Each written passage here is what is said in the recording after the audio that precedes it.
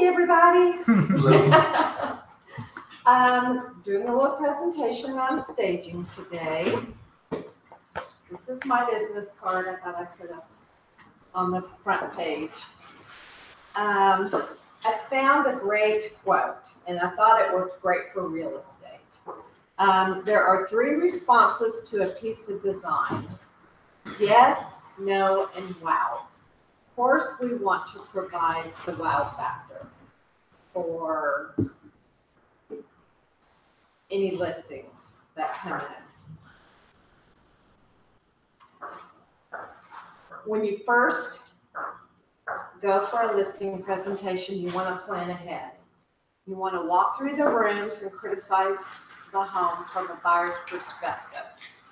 Go room by room, tell them what they need to get rid of. Hire a contractor, handle any special projects. Consider holding a yard sale, donate, or trash. They have to sparse down a little bit. And that comes to your clean, declutter, and depersonalize. Thoroughly clean the home. I went on a staging presentation. They wanted to put furniture in the home. I totally said the house needs to be clean. It was filthy. It was vacant, but it was filthy. I recommended, instead of putting furniture in there, I recommended that they clean the baseboards, clean the floors, repaint the walls. Instead of spending the money on staging, they ended up doing that. And it was on probably for 6 months with no offers. As soon as they painted and cleaned, the offers started coming in. I'll always paint with neutral colors, repair cracks and holes, and always save the extra paint, or have your sellers save the extra paint for the new buyers. It really will come in handy for them. Or write down the paint colors, but extra paint is even better. Remove the excess oversized furniture. We'll go through, stager will go through, and if someone's living in the home, we'll go through and try to remove some of the larger pieces to make the rooms look bigger, if we can, or replace with, a better sized sofa. Remove photos and collections. A lot of people have a lot of collections, especially like little bitty things, little knickknacks. We want to pack those up and move those out if possible. Store your out-of-season clothes in storage. You want to thin out your closets. You don't want your closets to appear like there's not enough storage. So that's very important. A storage room for a few months, a smaller one, is not that expensive. And always use plastic containers to store your clothes in. Don't use cardboard if possible. Recommend that because you don't want critters getting inside your storage. I've never had that problem, but you definitely don't want that. So that's a good recommendation. And they stack so much better. The cardboard boxes will break down in humidity like that, and then they'll start to break and bend and everything. So plastic is always much better. Maximize your curb appeal. Very important. That's going to be the first impression, the outside of the home. So if at all possible, paint the home. If you can't paint the home, at least paint the front door. And a pop color works really well. It doesn't have to be anything dramatic. Just, add a little bit of wow to the home. Power washing. Power washing, again, is not very expensive, and I'm just shocked at how many people do not power wash. Front porches, sidewalks, driveways, back porches, and if all possible, the house. If you're going to paint the house, they'll usually power wash before. And the windows. Also, the yard needs to be cleaned, free of debris, trim the shrubs, We do have all these things in our listing packages that you provide. Is something wrong, Terrence? No, it's Oh, I thought you were trying to tell me something. Always plant fresh, colorful flowers. Any time of the season, there are specific flowers that you can plant. Even in the winter time, there are winter plants that add color to the home, freshen up the front porch. I don't do a whole lot of staging on front porches because I'm always worried my stuff will get stolen. But we don't want to say that out loud. But if somebody wants me to go shopping for them or something, for a little something from the front porch, I'm happy to do so. Other stagers may. That just is my preference. Okay. Let's talk a little bit about pricing and expenses. I don't have. Oh, I'm sorry, I misspelled the or it broke off. I'm not sure. I don't have my pricing on here because I'm working a little bit on tweaking it. But I do want to go through what a stager's expense is, because I'm talking about all stagers, not just me. You know, a lot of people complain that their prices are high. They have a lot of expenses. Storage, movers, insurance, marketing, websites, supplies. I mean, even those little plastic things that you hang on the wall, those command strips, those things are $5 each. They start adding up after a while. You know, credit card interest rates from buying furniture is extremely high. I don't know if all stagers have that, but I do. Anyway, I do want to go through what I have found that a lot of it's industry-wide pricing. So I want to give you those prices. I found this through some accreditation websites. Most people will charge like a walkthrough consult about $200. A written consult will be about $300. And that is just a report of everything that they recommend, instead of doing just the walkthrough verbal consult. Those presentations, they take time. So that's why they charge that $300. Some will do it at no cost. An occupied with some rental will be between $1,600 to $2,700. They'll usually require a deposit, especially if there are animals in the house. A vacant will usually cost about $2,500 to $4,900. Again, it depends on the size of the house, depends on how many rooms. I'm slightly less. I charge less mainly because I have time constraint. I can stage on the weekends, I can stage in the evenings. It's not always going to work for your clients. If they can't go with my time, then I can make recommendations for other stagers as well. Any questions? Okay. We are going to go through some before and afters. This is a recent one that I did, well, not too recent, maybe 6 months, over on Aurora. This is a past client that I staged for many, many years ago. And then she bought this home, and I helped her a little bit picking colors and stuff when she moved in. So when she moved out, we depersonalized a little bit. She had like a darker green paint. We went a little bit more neutral. This is like a bluish gray. And then she had moved her furniture out, and I came in and staged with a little bit more neutral colors. And this house went very quickly, by the way. So that's just some, that hers wasn't too cluttered. She wasn't too cluttered, so it wasn't too bad. But she was. You took the TV out, or she took it out in your home? She took it out. They were moving out of the home, so they did end up taking everything out. All right, so this is a listing over on Heights Boulevard, and some of you may have been there because it's still staged. It had a really long, awkward bedroom. So you see the bed is way back in the back. So we didn't quite know what we were gonna do with this area up here, and then I suggested that they did take that carpet out, by the way, and they put in some hardwoods.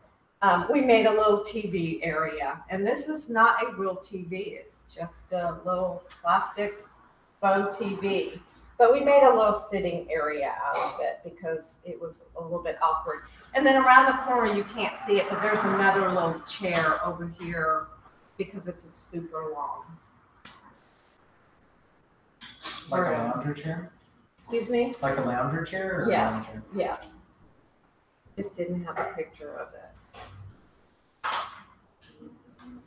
Okay, so here's one over in Oak Forest. This one took a little bit longer to sell because it's a real suburban house. And it's And it didn't have a great exterior. yes, and it was huge. It was huge. We just don't have a lot of huge families. And they started to look. Yes, they were extremely high. But it was vacant for a really long time, and then we went in and staged it, and it sold a lot sooner. And they did drop the price down a little bit. But as you can see, there's all kinds of things on the wall. So the staging really helped with covering some of that up. Because I did have another piece on the wall. Okay, so this is one of Star's that we did. It was a vacant. We did go in and put furniture in a vacant, but I just want to show you how, had this person been the listing, how the furniture would have been. It's a little bit awkward. They have a sitting area back here. Oh, we don't have a picture of that one. Well, we made that where there's a TV. There is a TV here, but we did make a TV here with a piece of art. And then another piece here. But you can just see how the room looks very small. The reason that we did the staging on that is because it didn't have a bad, the flooring was fine, but for some reason, structurally, an engineer came out, it was fine, but it sloped in the corners, and it really threw people off. It was just a little bit, but they could see it. And so staging it cured that, and as soon as we staged it, it was like an instant fix. Like nobody paid attention to it. And even though we included the information from the engineer, we weren't trying to conceal anything. We had that in there, but we just wanted them to fall in love with the house before.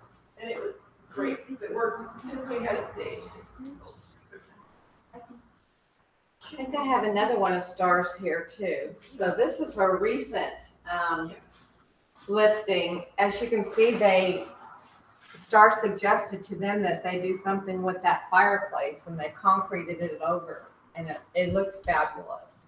And they also did the same around the bar and the kitchen. You can't really tell from here, but it had that old tile, and they concreted it in, and it looked so much better. On that house, that one we just got under contract, and it sat on the market for more than a year, and it was not going anywhere.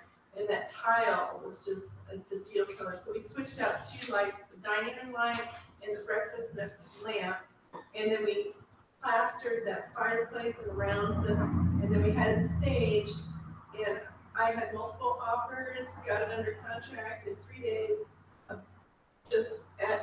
listed it $10,000. I'm not $10,000. I listed it $5,000 over what we were asking. No, $10,000 over what we were asking for it the last time, and it sold at. I mean, we got that price. So that was very fortunate. I think the staging really, and the gray really have a lot to do with that. Yeah, just a few little updates is all they did. They probably didn't spend a whole lot of money.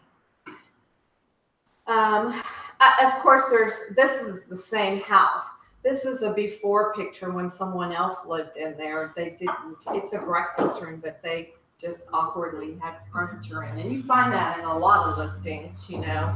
So we made it a breakfast room, and it just looked 100% better.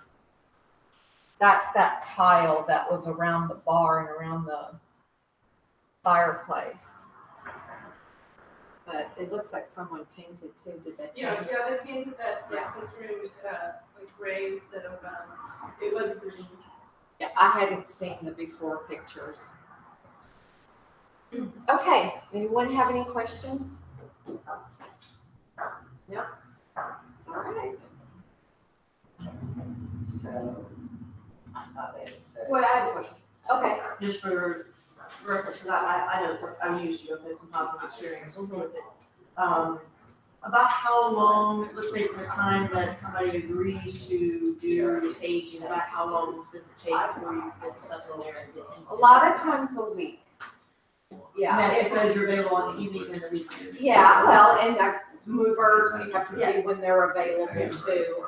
And it just, I'm having to pull stuff out of several storage units. I literally have to get it all out into the hall to get what I need. That's in the very back because I don't have a warehouse.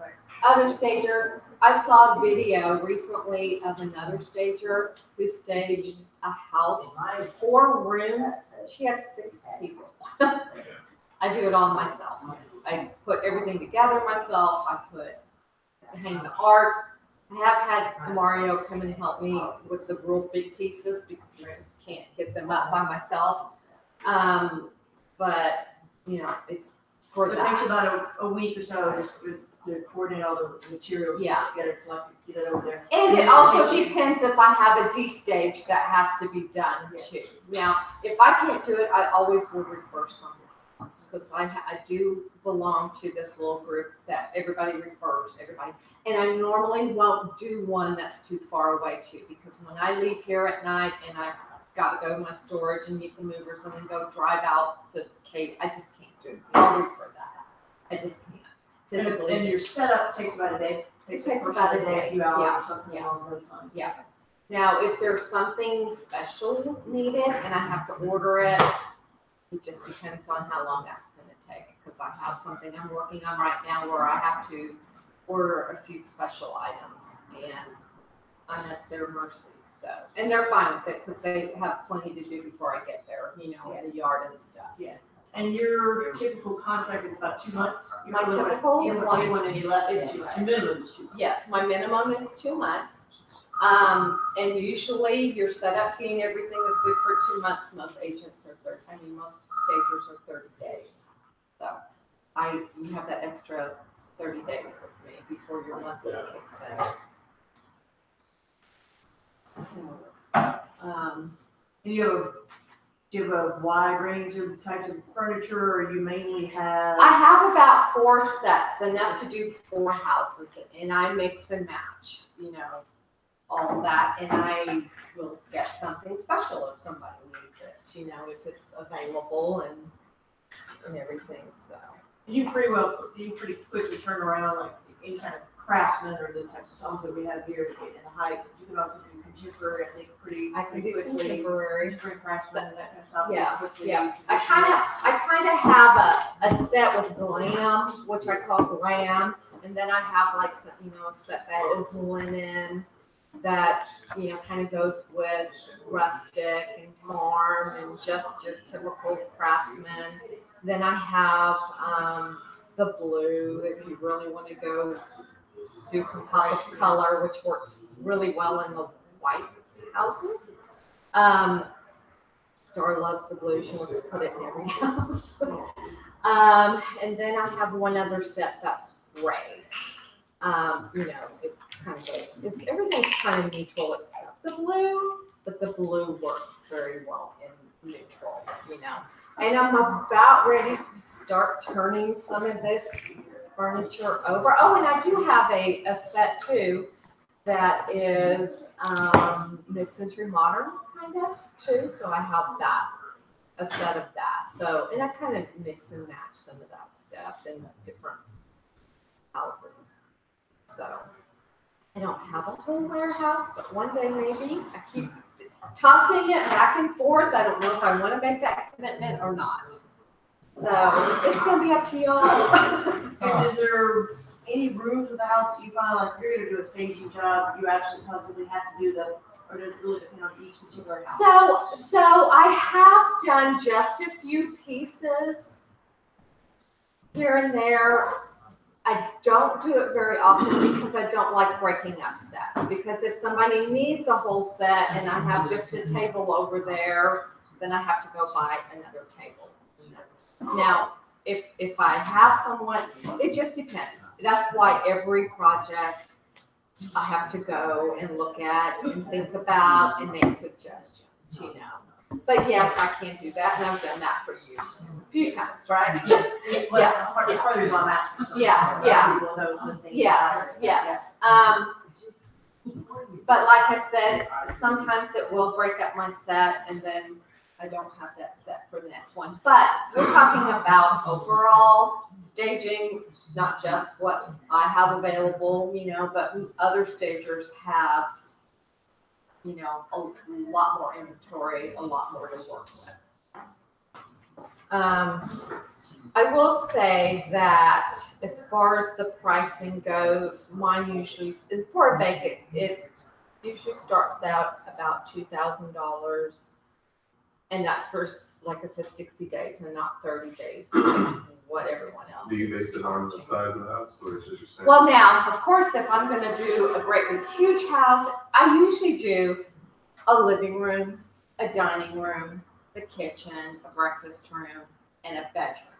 That's typical. If they add on, of course, you know, other rooms, a den, another bedroom, a playroom or something, then, you know, it's usually about $500 more per room. You know, but like I said, that's my pricing. I'm not sure what everybody else prices. I have seen some invoices from other stagers. They are a little high, higher. Let's say they're a little higher. By Donna or whatever. Yeah. Yeah. She used to be several years ago, 5, 6, 7 years ago, around $1 a square foot or something along those lines. But now I do know that she has kind of a flat rate. She makes most of her money on designing.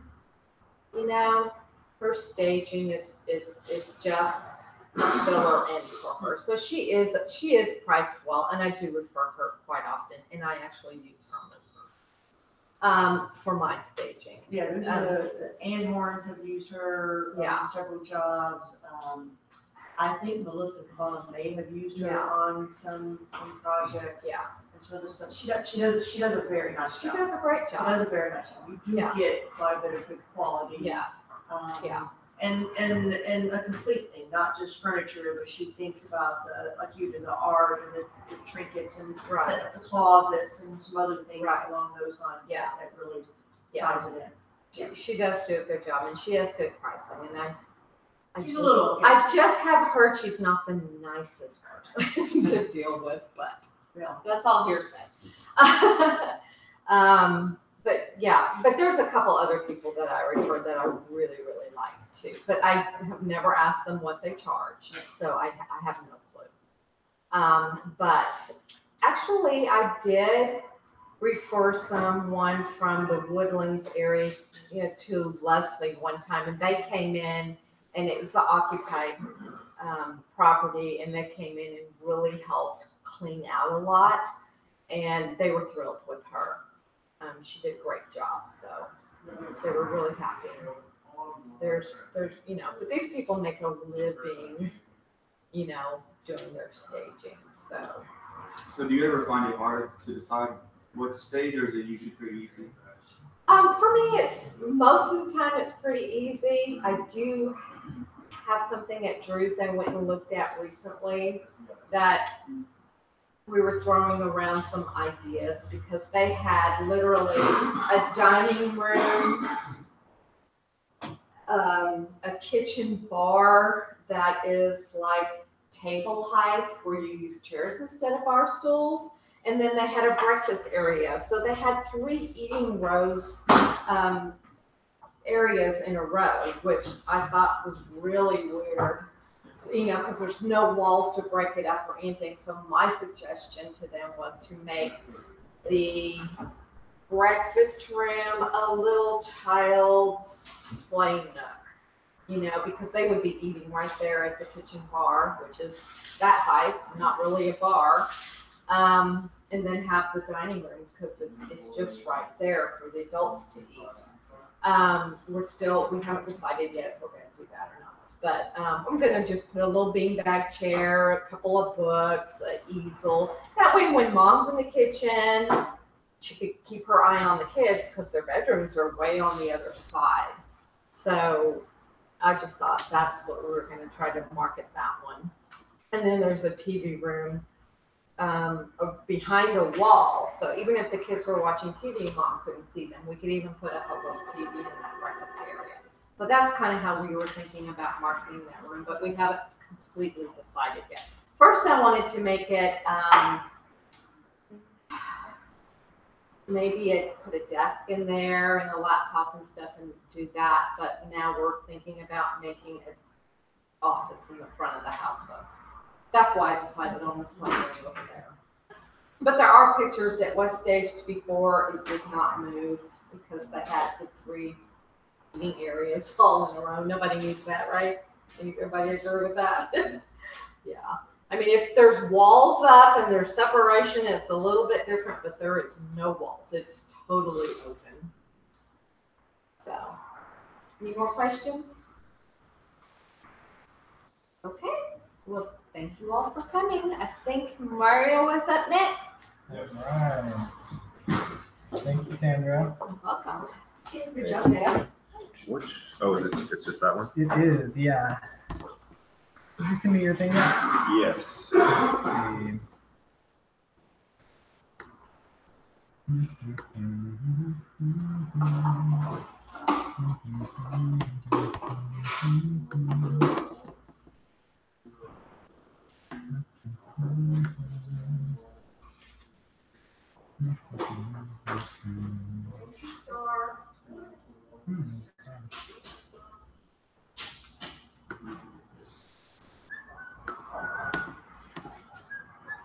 Oh dang, you have to spam, Mario. Oh, wow. That's spam, man. That's not good. Not good.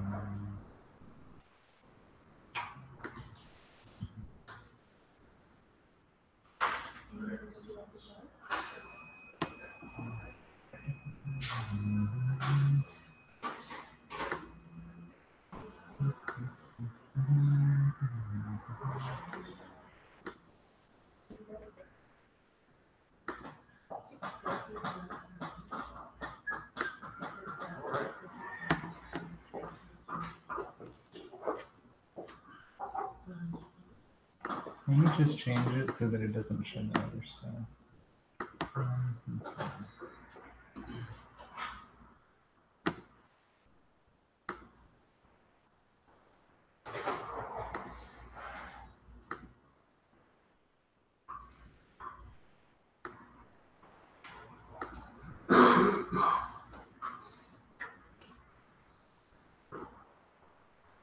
Oh, that's annoying. 1 second, please.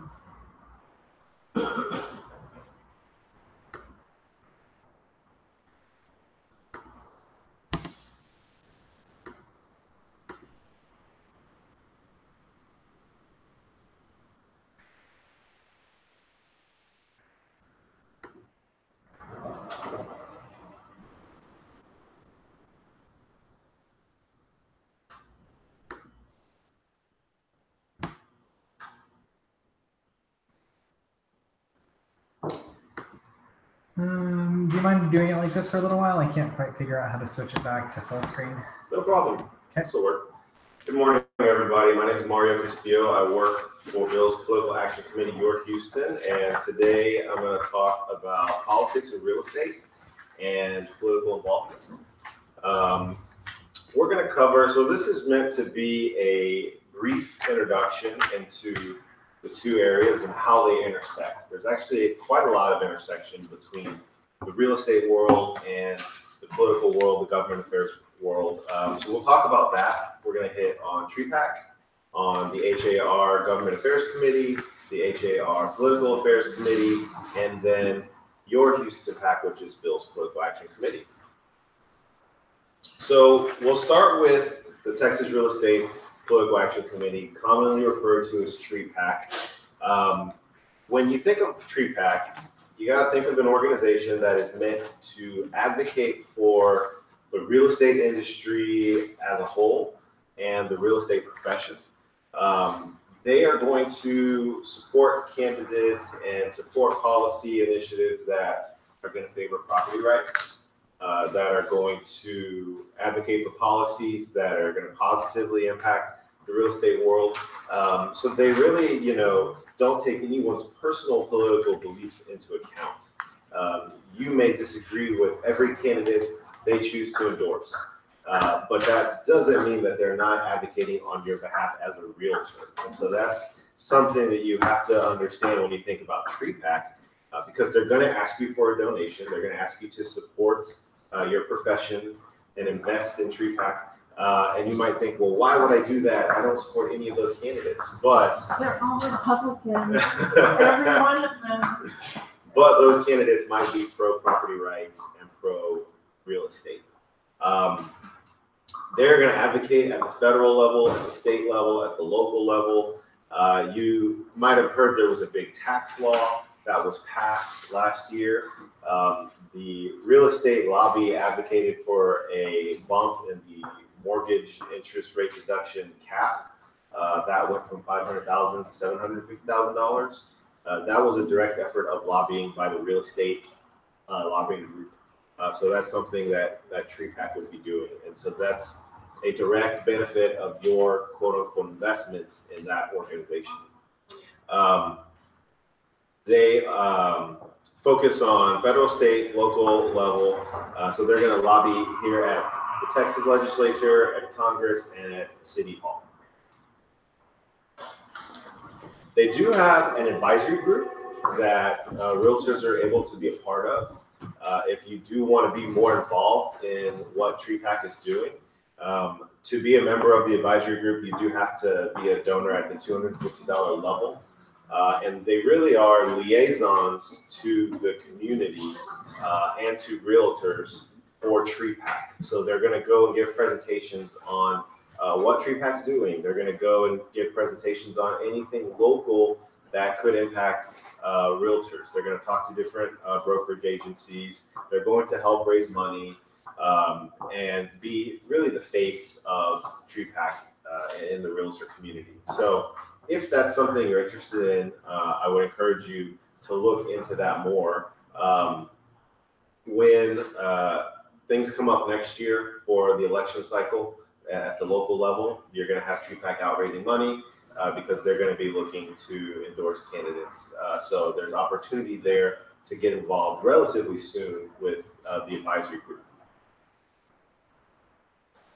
So shifting gears to HAR, they have two political and government or political related groups. One is their government affairs. So this is really a group that's a liaison between the board of directors for HAR and the members, the local and state governments. An example of government affairs doing its job was last year when the city was looking at Chapter 19 Code of Ordinance revisions.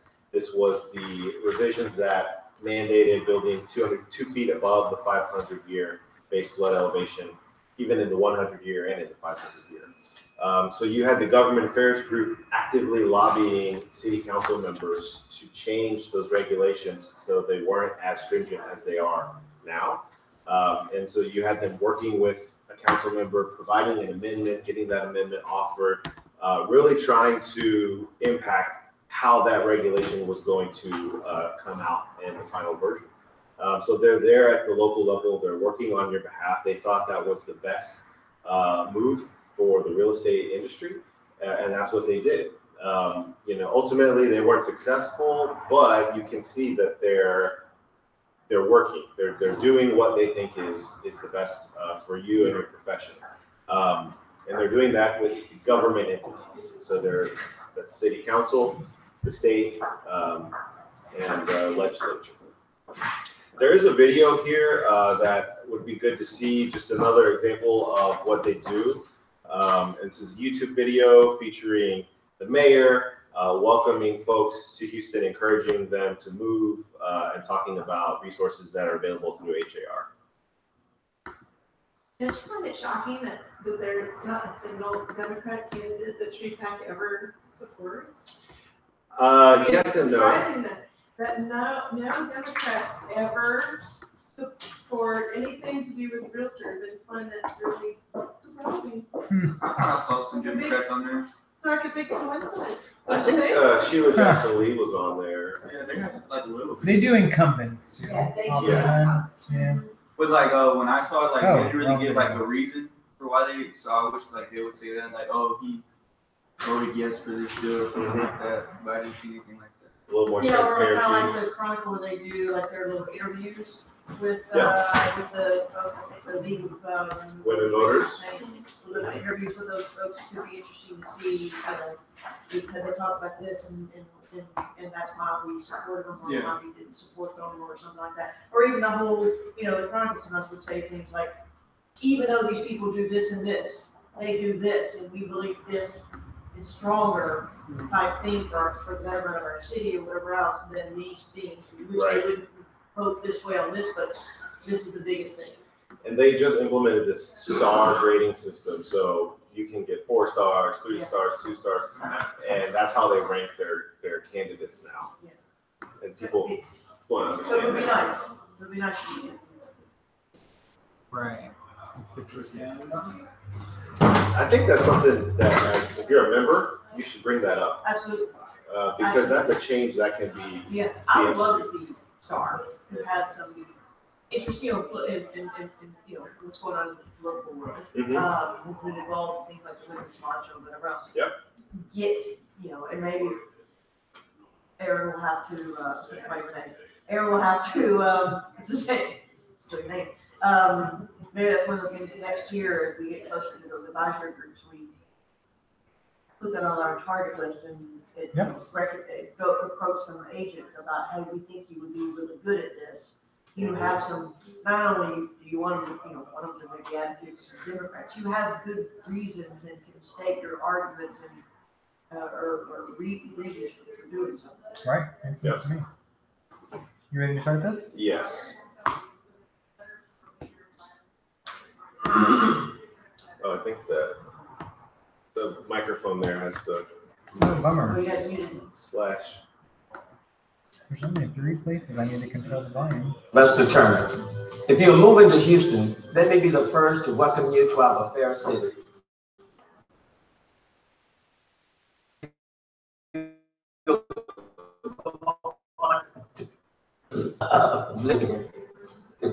You're already. Thank you for being a part of the Nation entrepreneurial spirit. Let's give the mayor some time to catch up. You feel like he's And a city where you can build dreams. Houston is still the energy capital of the world, but our economy has diversified over the years to include technology, medicine, and manufacturing and shipping.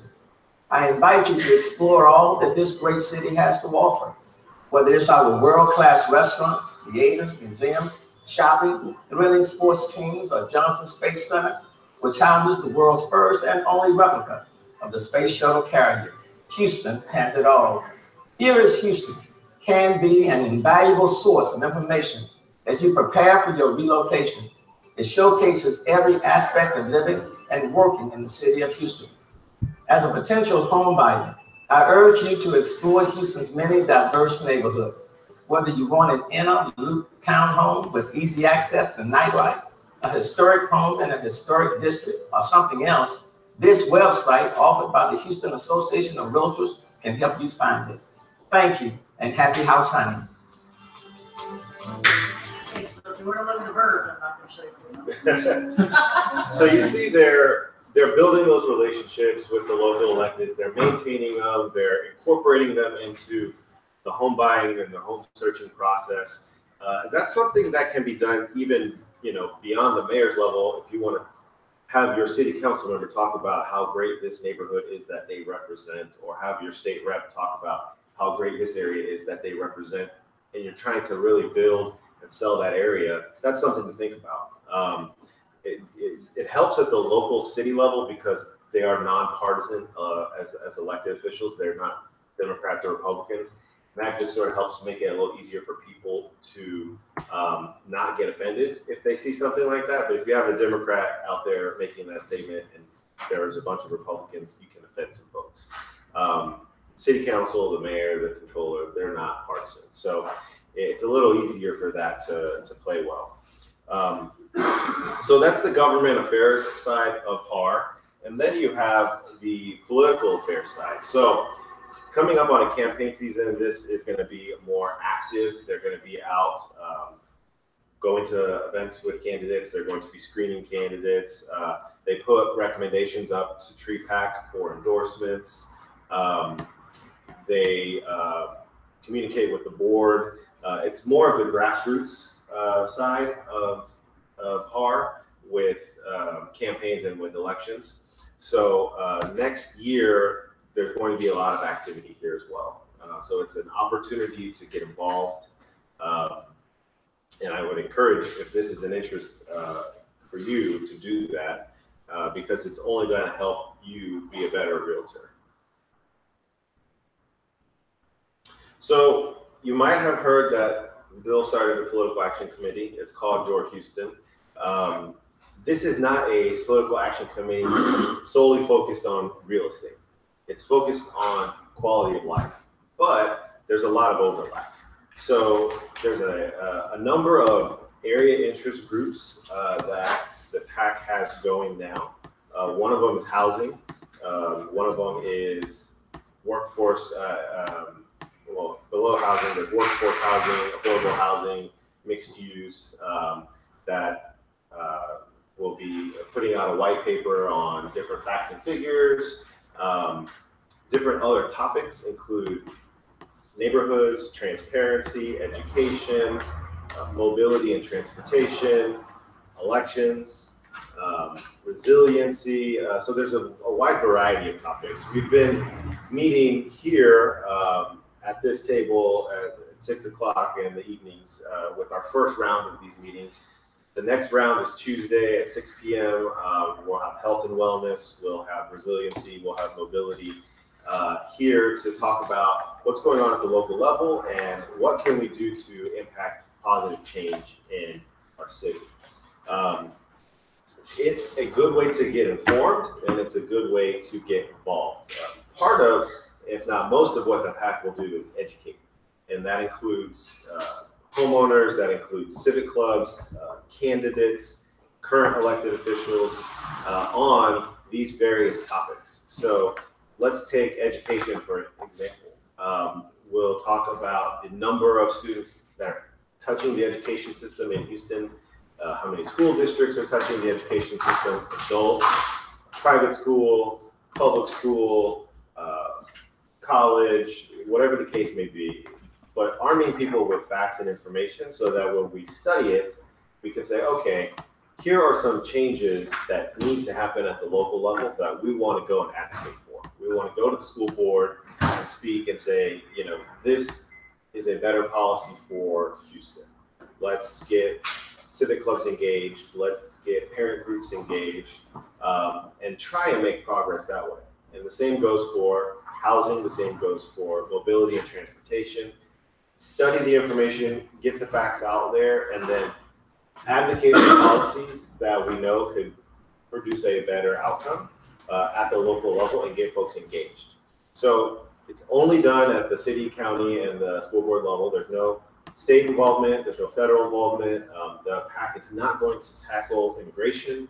It's not going to tackle criminal justice reform, these issues that really are important but aren't so localized. The work groups are a great way, again, to learn as well as to participate. So the information that we produce is going to be on our website. If you can't make it to meetings, but you still want to learn, I would encourage you to go to the website, look at the white papers when they're published in a couple of months, and use that as a resource, and also promote it as a resource. Because as folks move to Houston and they want to get the lay of the land, they want to learn, these are going to be great resources for them to absorb that information. So before I finish, just want to say that being involved at the local level in politics, again, is only going to help you as you build more knowledge and build more expertise as you try to build your career. And if you want to get involved, sort of how Bill has gotten involved and now has grown into all of these different projects that he does, yes, it helps to donate to a candidate. That's going to sort of crack the door open for you. But there's a lot of people out there with money who donate. So what separates you from them? It's going to be your knowledge and your expertise, what you bring to the table that they don't know or they're not an expert in. That's going to make you valuable to that candidate or to that elected official. Because there are a lot of politicians who don't know much about historic districts or planning. You know, they're not urban planners, they're not neighborhood developers. But if you have insight to real estate trends and what markets are up and coming and how that's going to impact development and what that's going to do to that local school, there's knowledge that you can share, there's insight that you can share that will get you that access and get you that influence. So the more you know, the better your positioned you are to build those relationships and gain that influence, and being involved at the local level is a great way to do that. Anyone have any questions? So, who gets to be involved in the super neighborhood meetings? Good question. So the Super Neighborhood Alliance is a network of civic club groups that are a city recognized entity. They're in the ordinance code as an advisory group to city council. So the way it works is you have a group of civic clubs that will elect people to represent them at the super neighborhood, which then sends people to the Super Neighborhood Alliance, which meets once a month downtown, and it's representatives from each super neighborhood. So this program was created from Lee Brown during his administration. It was administered through the Planning and Development Department to get it up and running. But let's take the Heights area. So you'll have the Woodland Heights Civic Club, you'll have the Heights Civic Club, you'll have North Hill, you'll have all these groups. Sunset Heights. Yep, Sunset Heights. And they'll send one person or two people from each civic club to the Heights Super Neighborhood. So it is a congregation of civic clubs, representatives. You'll have local businesses that can be represented at the civic club. You'll have interest groups. So take the Northside Civic Club, Super Neighborhood, for example.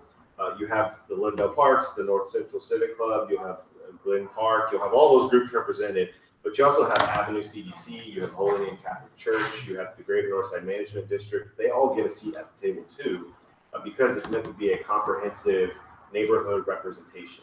So you can discuss issues, concerns, and then your super neighborhood president goes to the Super Neighborhood Alliance meeting once a month at City Hall to take that up to the Alliance. And then they communicate with city council members, they advocate on behalf of the neighborhoods. It's a really effective way to see what at the local grassroots level is impacting the city and communicate that up to your elected officials. And some are better than others. Yeah. Like, the Heights is great. Yeah. Some other areas, not so much. They're very active and some have a lot of infighting amongst them. So it depends on your super neighborhood. Yeah. Some are really very active and some not at all.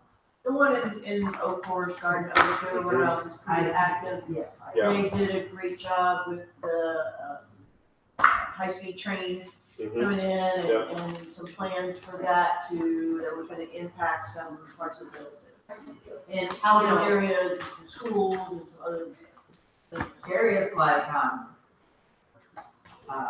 Acre Sums, they're very active as well. And Yeah. they're very community oriented. Yes. So Are these all the major well-known neighborhoods in Houston that are involved as Yeah. being part of super neighborhood? There's like Including 40 wards. right now, There's right? there's 50. The near north side is 52. I mean, so there's quite a few. But like Kathleen said, they're not all active. There are some super neighborhoods that are completely inactive. So it takes community members stepping up to run a civic club and then send a representative to the super neighborhood, form the super neighborhood. I mean, there's a lot of steps involved, and if you have an active community, it's a great tool, but it's work. And so if you don't, your voice isn't heard at the table, essentially. So I want to say the North Line super neighborhood's been inactive for a while, and their voice isn't heard at City Hall. So is there like a meeting that any, like, just the community can attend? Yeah, they meet, super neighborhood should meet once a month, and the planning and development website at the city of Houston should have all that database of the super neighborhoods, when they're meeting, if they're active. And if you What area live, they comprise. yep, the map, which is really good to know as well. What website is it? The Hit City of Houston website. Oh, okay. If you, they have a search Okay. right on the homepage. If you search super neighborhoods, you'll get the whole list. Yeah, Okay. you get the list, you get the map, and they're open to the public, so you can go. If you don't live in the neighborhood, but you work in that neighborhood, you can still attend as a member of the public. These are open meetings. But just remember that only the organizations that are part of that group are going to vote and do the official business, but you're more than welcome to go. You can make public comments, you can observe. And that really includes every public meeting for any like church or the management districts, all that. They're city held meetings or city affiliated meetings. They are open to the public and everybody can go. I know our 04 HOA meetings are the same way. People can come and make comment, anybody can attend, still. But that is not a city No, it's not. public meeting. No. So some of those could be only for, but city stuff, like neighborhoods or so if you're just interested in saying if you are going to farm Memorial Heights apartments, you could go to the Memorial Heights tourist meetings. And so you'll learn about what's going on in the whole tourist. Yeah, they are good resources for information to learn about upcoming projects, what's in their CIP plan for construction. Beyond that, there's boards and commissions that meet; those are public and open. If you're really interested, you can attend those as well. So there's a lot of options and opportunity out there. Does anyone know where the Heights super neighborhood meets at? It meets at the fire station. Oh, okay. Yeah, and I want to say they meet only once or twice a year. Quarterly. Yeah. This year we had 5 meetings, but that was a fluke. Typically we have quarterly meetings. Yep.